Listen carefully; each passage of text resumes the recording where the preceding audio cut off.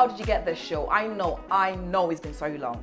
Guys, forgive me, but we've been working behind the scenes. I have grown the team, and you know, I can't wait to introduce people to you because they're incredible and they're all young men doing incredible things, but they're also part of the How Did You Get This show. So we have got so much in store for you, but I'm gonna let them introduce themselves, okay? And don't forget, these young men are doing incredible things, and they're here to make sure that we bring to you the best content ever, and of course the best guests ever. So who should I start with? Let me see. Nicely already. Let me see who I'm gonna pick. Can we start with?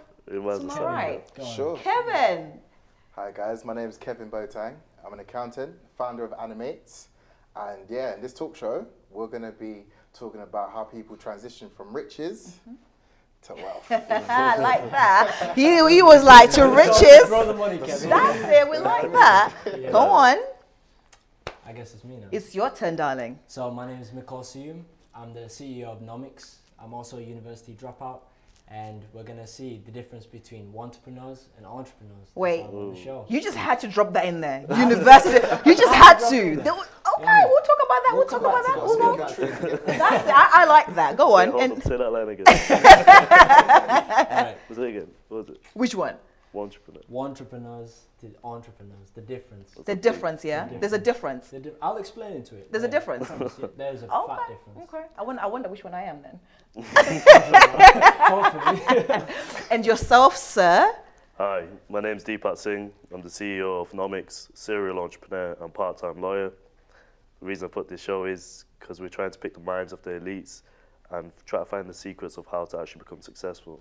Wow. Listen, as you can see already, just the little taglines in there were just incredible. So, with everybody here on this couch, I chose you guys for a reason. We came together for a reason, you know, because I understand, I know you guys are young, they don't even know your age. We're not going to talk about that right now. They will find out as the show goes on, okay? But it's because you guys are just so focused, and you guys are so hungry, and you guys are so ready. And you know what, one thing about this show and about what we do at How Did You Get There is because we want to sort of like identify what a role model is and what a role model is, because I feel like a lot of people have sort of focused so much on a role model, but there's something called a role model, and I feel like that's what we're really trying to create on the show and bring people like that. But anyways, I'm not gonna whiff and waff, okay? We're gonna go straight into the show. So I wanna pick your brains, because I want the people to understand how you guys think, you know, so they know who.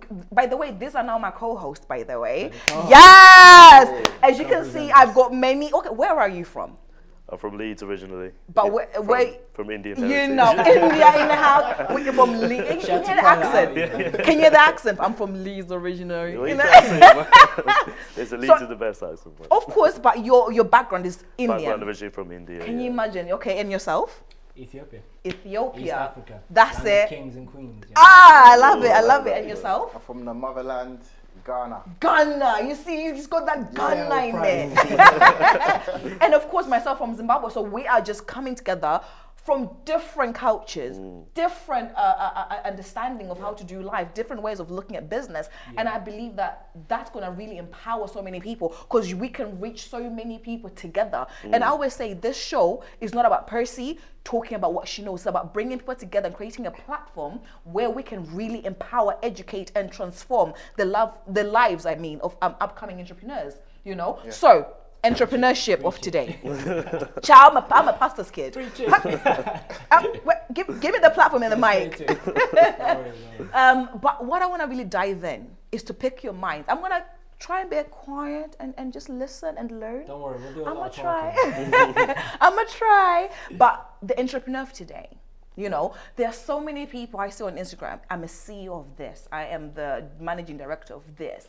And everybody's something this day, you know, this day and age. So give me your thoughts on the entrepreneur of today. What exactly that you think? I feel like there's been a massive boom recently in the entrepreneur role, simply because social media is now available to us. That's why you've got younger kids becoming or wanting to become entrepreneurs, because they're able to see on the internet that they have access to, and they want to actually create their own businesses or start their own passion. So that is increasing over time. It's just whether they've got the same work ethic as the previous generation ahead of us. Exactly, they want the rewards without the work nowadays. Exactly. For The real. thing is with social media, like for you to be seen as an entrepreneur, all you need to do is change it in your bio. Yeah, That's the difference that's with the entrepreneurs. bar, That's the wrong what I mean. Wow. Yeah. Not throw shade, but a lot of people do that. So what do you mean by change? It's basically just wearing like a title on you, but you don't really Exactly. You literally on your bio on Instagram, there's like public figure, this and that, but some people just put entrepreneur and they've never sold a thing in their lives.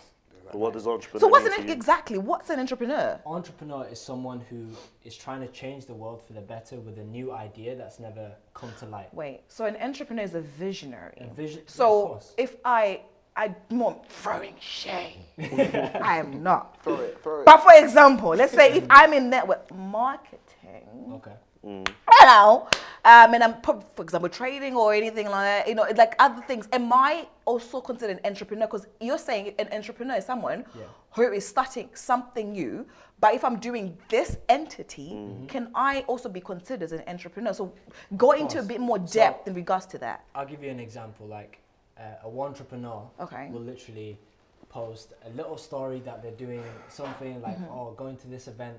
They'll go home and they'll go to sleep. And they'll just constantly keep posting stories, and people will view that and literally think, "Oh, this guy's doing bits. He's doing a lot." Yeah. Whereas the entrepreneur will post certain sections, but will be out there on the field working non-stop. Like I said, entrepreneurs are the ones working 80 hours a week, and the thing is, they don't like taking recognition for it. That's the entrepreneur. But do you feel we're more secure than insecure then?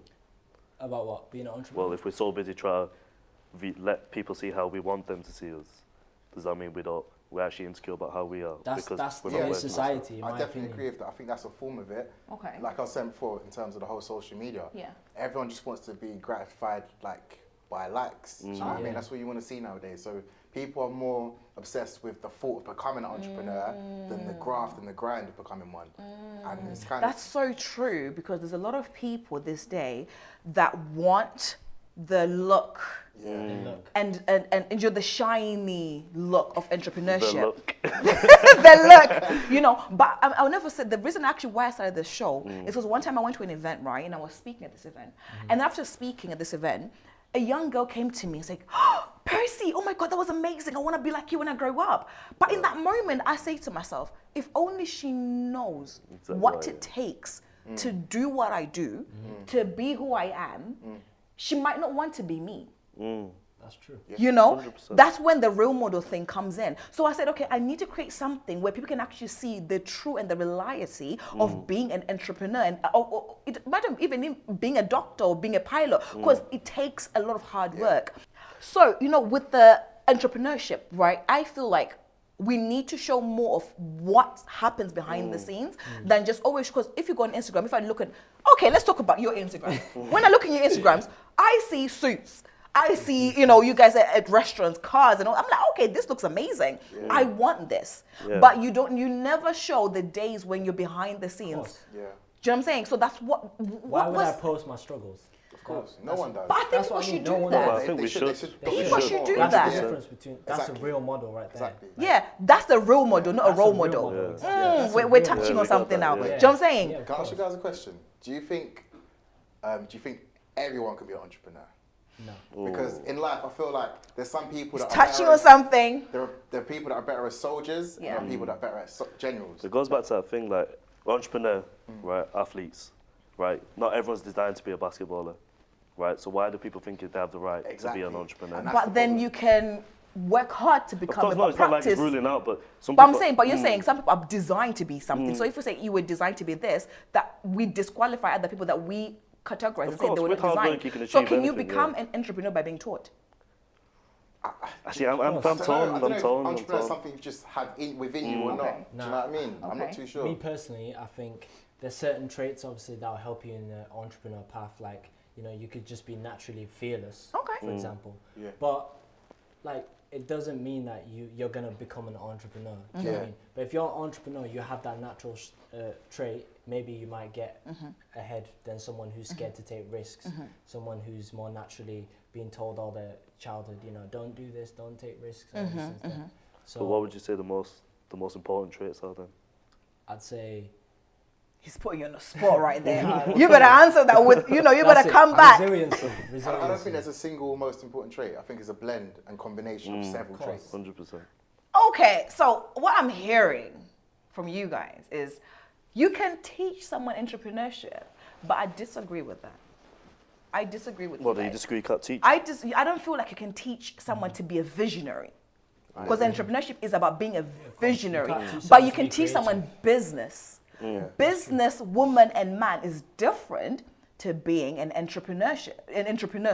So I think people sometimes don't know how to to separate the two. I'm a businessman, automatically I'm an entrepreneur. No. Yeah. That's true. Does it make sense? Yeah, you can run a business, but can you run multiple business? Can you create ideas from scratch? Can you run that business at the same time and still have time to do you? Your personal life. You know? But you say that, but we all share, fashion brand, talk show, podcast, never been done before in your industry. We're creating an app that's never been done before, right? There's certain qualities. We're brave because we're not scared to break the norm, and we're visionaries. These are traits that you say can't be taught. So therefore, can all people be entrepreneurs? No. You've got That's soldiers the question. and you've got generals. But a soldier can become a general. Not all soldiers. Not all soldier, but a soldier can become a general. Yes. How can you become a general? I think it's just within you. No, it's not like within you. It's certain not. traits It's that you not. have. A general is. Think about it. You get trained to be a soldier, right? You go to the army, you fight, you survive, you keep fighting, you move up the ranks. So a general is someone who's moved up the ranks. That's a promotion. Some people just don't want to move up to general. That's what I'm saying. Yeah. That's a promotion. So but what I'm trying to say is, but some people would actually make better soldiers than generals. Of course. And I think that's the problem with certain entrepreneurs in this day and age. So you're talking about leadership now. That's one quality of Yes. entrepreneur. One quality, but then the general is talking about being a leader, leading people, knowing what decisions to make. And not everybody is able to sort of say, we're going to this, we're doing that, because it's a scary decision. Risk taking is scary. I took a risk myself last October. I moved to Birmingham. I don't know where I was going. I won't even tell you. I didn't even have a place to stay in Birmingham. I literally remember taking my stuff, putting in my car. I said, I know Birmingham's the next place for me, and I moved my stuff. Will do that. No, they wouldn't. But if I didn't come to Birmingham, I would have never met you guys. Exactly. I wouldn't be doing this right now. Yeah. Do you know what I'm saying? That's similar to you in terms of you took a risk in terms of dropping out of uni. Do you know what I mean? That's a big risk. When I dropped out of uni, my app was still a concept. It wasn't even. Exactly. Like, we had the idea of what we wanted But look at you up right now, Mike and Dee. I'm fired up. Do you know what? I know that someone as well, that's also part of How Did You Get There, by the way, and is also your COO, right? Yeah. Of second in charge. I can't. I have to bring him on because it's also part of How Did You Get There. He's going to be looking after all our events because we've got events that are going to be coming up, and we're going to be releasing the event dates very soon. Do you know what I'm saying? Yeah. So I'm going to introduce him, guys. This is I call him my very own Ed Sheeran. He needs a guitar. Come on over, guys. Look how Tori, he's nearly hit the mic. Beautiful intro, thank you. So, guys, you're part of also the Nomics, right? Absolutely, yeah. So I'm as you introduced, the COO of Nomics, handling the events of How Did You Get There show, networking events, that type of thing there, and I run my own events company as well, which is called the Syndicate Company. Exactly. But why did I pick you, by the way? Do you know why I picked you for the events? Because your success rate, child, and you know how to make money. He does. Besides his looks. But anyways, I know we've introduced ourselves. I'm just going to give you an opportunity just to say hi, because I want everybody to know who's part of the How Did You Get There. Because as much as I know you're going to be behind the scenes a lot, but I want them to see the face behind every event you're going to be doing. You're going to be running that. So just tell us a brief about you. I know you sort of like touched on it, but who is Gaz? Where's your guitar? Guys, is it me? Or don't you see Ed Sheeran there? Like, I'm just asking. Who is Gaz? Where to start? His accent is so cute. Who is Gaz? Where to start? Accent, But yeah, as I said, my name's Garret Hanson, COO of Nomics. Met Mike here, met Dee, met the whole team, and then joined on How Do You Get There. Like I said, I'll be handling the event side of things. Jumped in on that. I've got my own experience of running my own events company from when I was at university. I've done kind of multiple streetwear trainer events, so I feel like I'm quite experienced on that He's side. downplaying that, by the way. I know it is. I've seen what he's A lot done. of people come to these events. I know. Basically, the minimum he has at an event is about 150 or 200 people in it. Yeah, literally. That's the minimum. Like 300. Oh, wow. Drop it in there. 300 people is the minimum. Yeah, and you know, I'm excited to work with you because I've always wanted to really do the event stuff, but that's another topic for another day, because we're going to be releasing the dates, by the way, guys, for our first event after we film this, so we can't wait. You're working with people that are very loud characters, you know. You know, but seeing us work as a team, what have you taken from that? Because I've been basically calling it meetings at like every day, like we're Sundays after church, everyone's meeting, but coming together as a team and really pushing and grinding together. What do you take from that? Because we're trying to talk about the entrepreneur of today. We're trying to give them tools and understand exactly what it takes to make things happen. You know what, it's really good to you meet so many people day to day, but there really is kind of a select few people that you'll meet that will have the same energies, the same drive as you. And then when you're surrounded by those people, it can only push you further. Like, that's it. They're your running mates. Yeah. Like you absorb that energy and it makes you times where you're feeling like you're not really on it as much, and then there's people that it pushes you further. And it really keeps you going, man. It's good to be around. Yeah, we love having you around as well. Yeah, we can't wait. Like, listen, I'm ready. Me and you, listen, we're about to take over the world. Like, this is the team, guys. This is who we are. And of course, our director, we're going to not show on this right now. We'd love to have him, but he's always behind the scenes. But our team is growing, like I was saying. But honestly, it's amazing to have you on the show. It's amazing to show your face so people know exactly who's going to be running our events. And it's this amazing, experienced guy here. You know, next time you come on the show, you have to bring a guitar. I'm sorry, just for the look. Just for the look. Just for the sake of it. But, you know, before you go, can you just give us one word of inspiration to someone who's trying to do events? Someone who's trying to, like, say events is also connected to sales and marketing. Can you just give us insight into how you get that done, what you do? You know what, you just have to find a topic that you're passionate about working, because you're not going to do everything else. You're not going to do education and then work on something on the side if you're not passionate about what you're doing. And you just need to, don't think about it, just jump do it. in. Just do it. You gotta jump. We're coming back just to that do it. again. Yeah, man, you'll make your mistakes early, and then you learn from them and you keep going and just jump head first. That's so important, man. Ideas are cheap. Seriously, ideas are cheap. Like, me and Mike, we've been running a business for 2-3 years now. And how many people come to us with business ideas? Because you know what it is? It touched on what you said earlier when you're talking about what an entrepreneur is. I think everyone, you talk about visionaries and that type of thing there, everyone comes across great ideas. That's true. It's the difference between an entrepreneur is someone who takes something from an idea to a concept to a product. Because how many times do you walk around the street and think, oh, that's quite a good idea, but it's about just taking that to the next level and not thinking about all the barriers and just going in with it. Do you know where the richest place on earth is? I'm sure you're gonna. That's true though. That's true though. I don't know if I got you. I know exactly what you're talking about. The mind. graveyard. Gravestones. It's the graveyard. That's what the dreams graveyard. die. Yeah. All those $1 billion. If we could, just wake up. Tell me what was it? What was it we gonna do? Just give me the idea. Just give me the idea. But we can't do that. But guys, honestly, we're gonna be bringing you back more. Guys, we're gonna try and get him to come and talk more on the show. But you know what? It's one of it to have you on the show. It's one of it to get you to speak about your idea as well and give people insight on what you do. But we'll be bringing you back. Guys, give it up for Gaz, our event coordinator. Yes. Oh, see, that's what happens when you don't bring your guitar.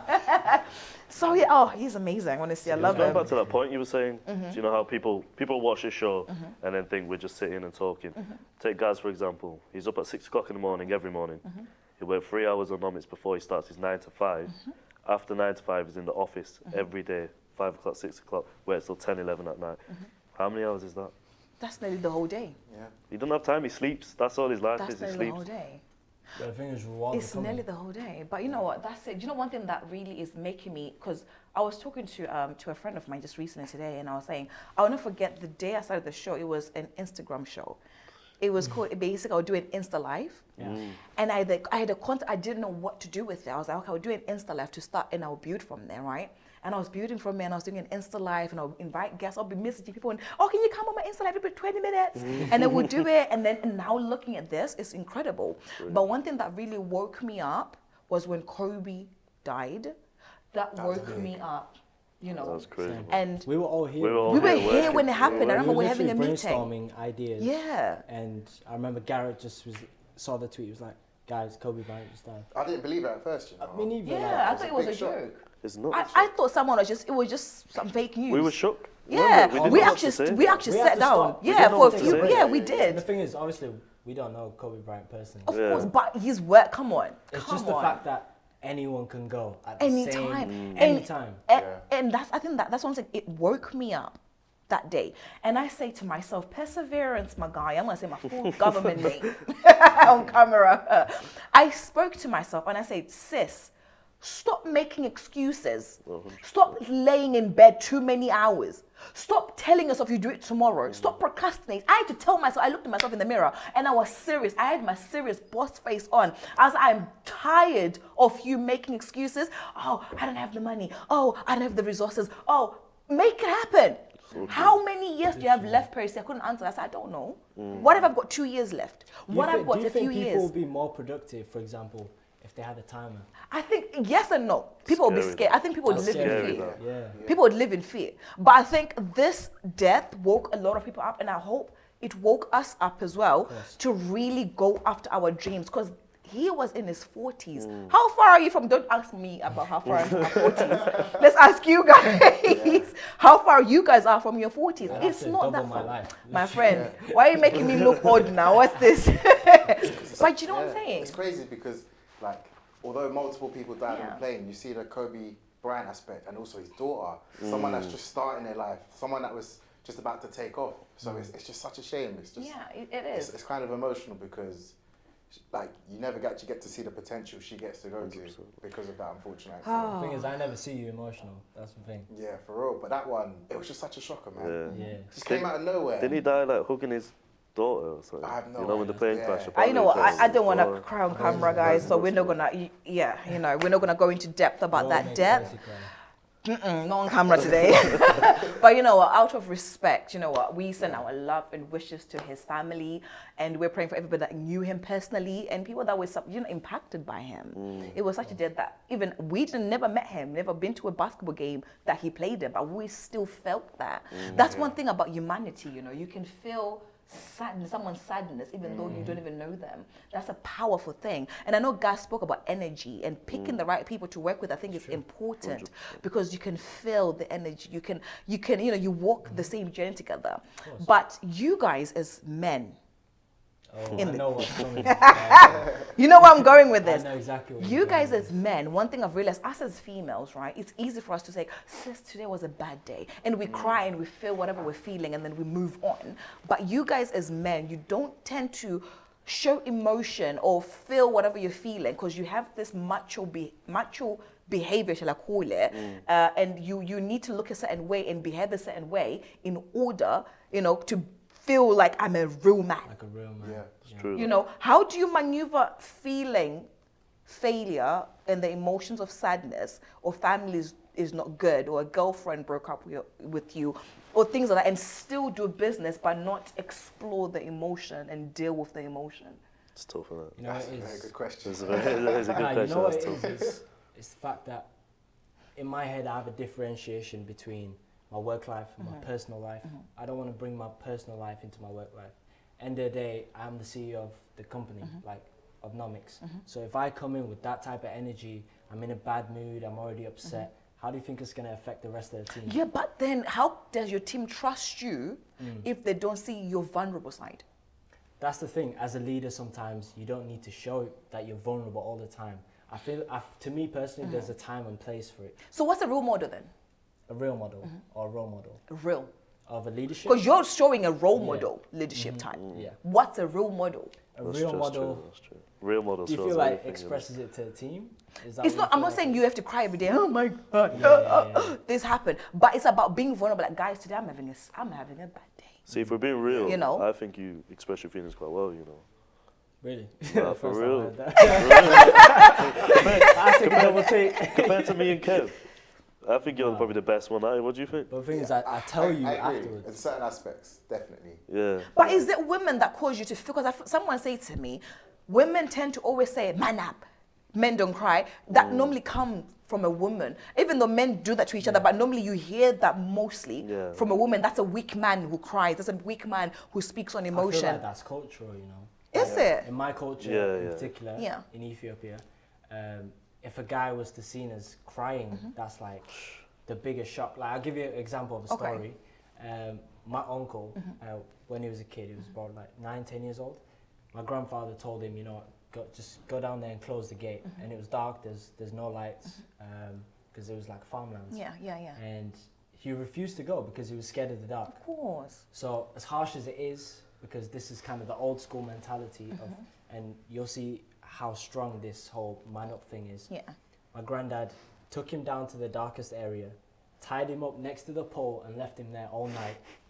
Wow. And then he came back to him in the morning and said, "You still scared of the dark?" And next time he asked him, he just goes and does it. Serious. I feel like the old school, it shapes you. The older That's a bit too That's far, deep. Wait, you mean the whole night he was there? The whole night. How old was he? Do you remember? Like 9-10. 9-10. That's a baby. Start young. But you know, that's what I'm saying. It's true. It's a cultural thing. Yeah.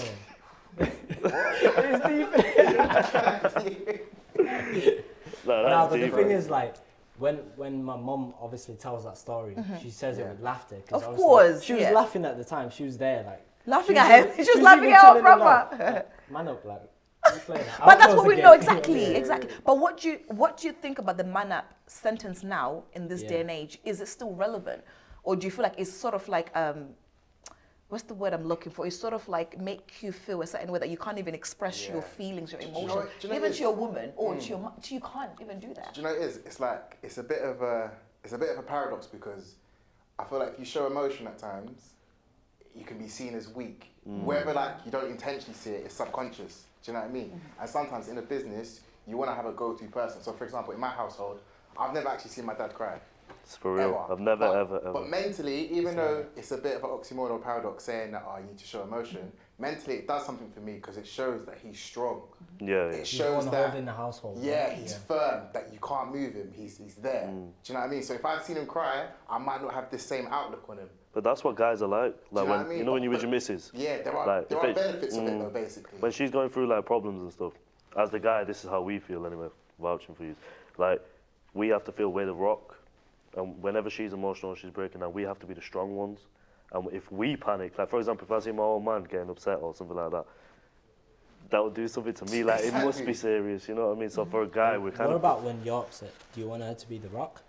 I don't see. I've never turned to no one till today. You know me. We've been in business for so long.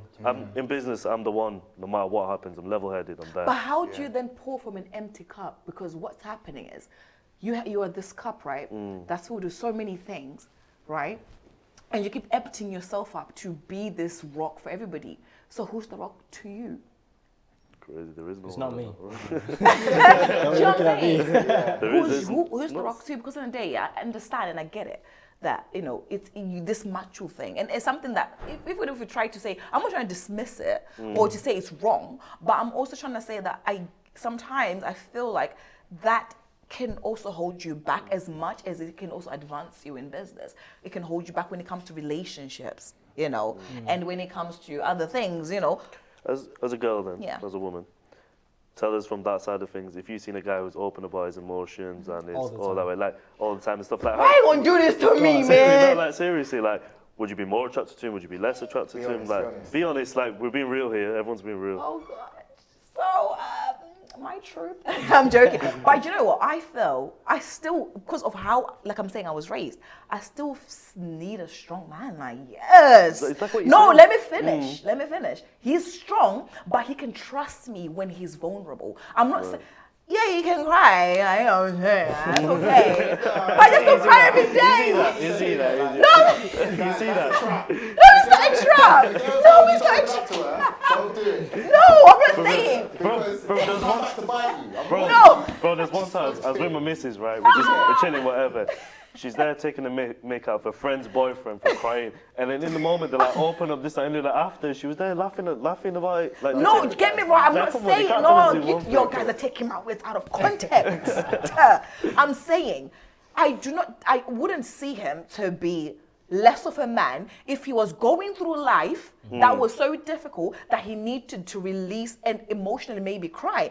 I will be there. But if he's just whining about silly things, like even I'm not going to cry, but I'm like, come on, guy. Like, no one likes whiners. What's happening? Do you know what I'm saying? There's a difference. If he's really going through life, like, listen, there's some men who won't even cry even if someone dies that they love. Some men will be like, okay.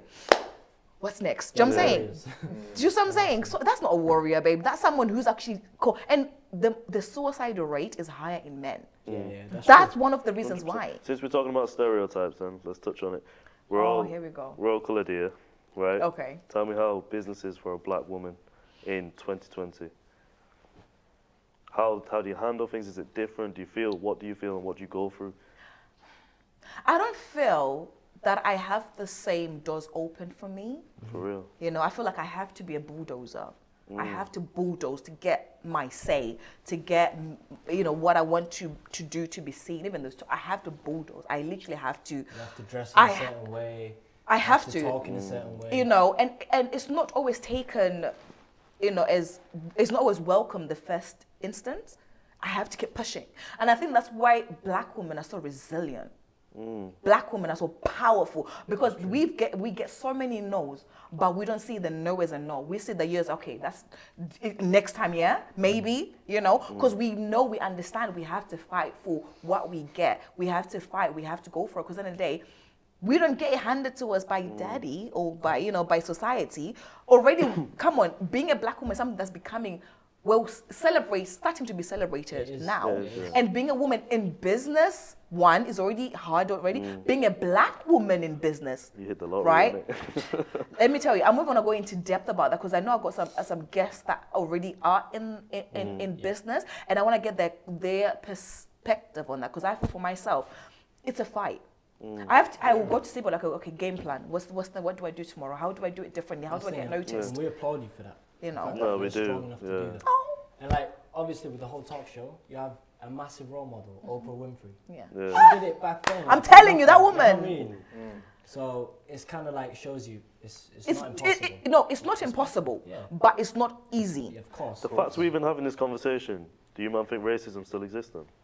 Of course, 100%. Wait, what for me question personally, 100%. What question is that? doubt. It is. I remember Stormzy said, do you know what? This is when I understood racism still exists. Stormzy said a statement last time, right? He spoke on that.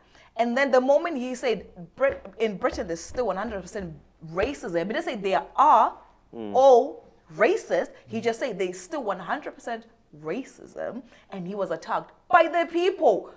He was attacked by the media. Oh, he is now saying there's. Come on, it's there. Definitely. The arguments they were making, they were saying, if the UK was so racist, why have we allowed a black man like you to be so successful? That was the argument they were trying to make, but it's just rubbish. People will say it. It won't stop them from thinking it. Exactly. You know what I mean? Exactly. We deal with it all the time. Me and you, young, we're coloured, and we go through a lot. And we know certain doors aren't open, but like Percy, same mentality. I think we just persist. But you know what? I love talking to you guys.